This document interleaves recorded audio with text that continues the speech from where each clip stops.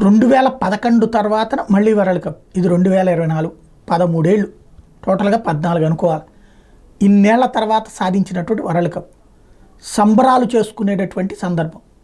అది T20 world cup. అంతకుముందు 2007, 2011, సరే 83 ఇవి పక్కన పెడితే ఈ దఫా వరల్డ్ కప్ అన్నటువంటి లాంగ్ గ్యాప్తో వచ్చినటువంటి వరల్డ్ కప్. అంతకుముందు 83 తర్వాత 2007 దాకా పట్టింది.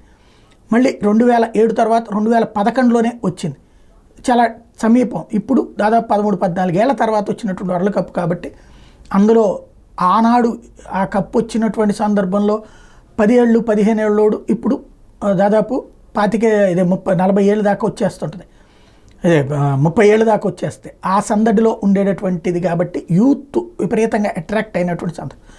తీరా చూస్తే విజేతలు ఇప్పటికీ అక్కడే ఉండిపోయారు, బార్బడోస్లోనే ఉండిపోయారు. గెలిచి భారత్కి తిరిగి ప్రయాణం అవ్వాల్సిన సందర్భంలో ఒక్కసారిగా అక్కడ తుఫాను చుట్టుముట్టడం, ఇంతవరకు అక్కడి నుంచి రావడానికి తగినటువంటి వ్యవస్థ లేదు. ఇప్పుడు భారతదేశం నుండి ఒక ప్రత్యేక విమానం అక్కడికి చేరుకుంది. ఏదైతే వాతావరణ పరిస్థితులను తట్టుకుంటూ మన వాళ్ళని తీసుకురాగలిగినటువంటి ఫ్లైట్ ప్రస్తుతం బార్బడోస్లో ఉంది. అది భారత్కి చేరుకోవటానికి రంగం సిద్ధమైంది. ఇక సంబరాలు, వాళ్ళని ఘనస్వాగతంతో ఊరేగించడానికి సిద్ధపడుతున్నది ఈ దేశం.